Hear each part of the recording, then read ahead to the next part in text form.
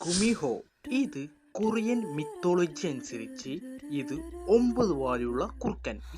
Night tail fox. ഇത് ജനിക്കുമ്പോഴൊന്നും വാലുണ്ടാവില്ല, but first തന്നെ അവർക്ക് ഒരു വാലുണ്ടാവും. പിന്നെ ഓരോരോ വർഷങ്ങൾക്ക് ശേഷം അവർക്ക് പവർ ബിൽഡ് ചെയ്ത് കഴിവിനനുസരിച്ചുള്ള വാലുകൾ കിട്ടും. ഇവർക്ക് 3 വാലുകൾ വന്നാൽ ഇവർക്ക് രൂപം മാറ്റാൻ കഴിയും, ഷേപ്പ് ഷിഫ്റ്റ് മാറാൻ കഴിയും.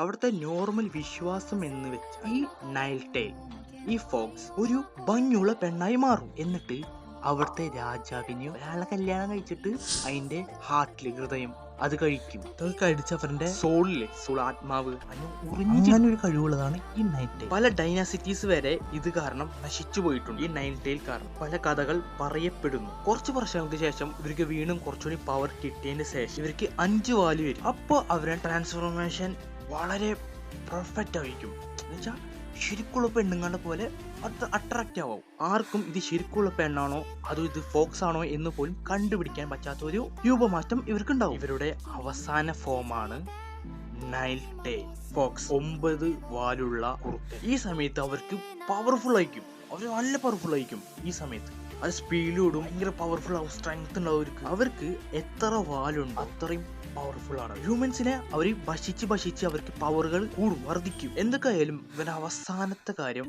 ഇവരൊരു മനുഷ്യരായി മാറുക. ഈ കുമിഹോ ആക്ച്വലി ലോൺലി ആയിട്ടുള്ള ഒരു ക്യാരക്ടറാണ്. അവരുടെ എക്സാമ്പിൾ അത് അവരൊരു ശാപമാണ്. അവർക്ക് എങ്ങനെയെങ്കിലും മനുഷ്യന്മാരായി മാറണം എന്നാണ് അവരാഗ്രഹം. അതിനനുസരിച്ച് അവർ ട്രൈ ചെയ്തുകൊണ്ടിരിക്കുകയാണ്. ബട്ട് അതിനൊരു മാർഗം കൂടിയുമുണ്ട്. 100 ദിവസം ആരും കൊല്ലാതെ ആരെയും കഴിക്കാതെ ഇരുന്നാൽ എനിക്ക് 101ാമത്തെ ദിവസം ഹ്യൂമൻ ഫോമിക്ക് മാറാം.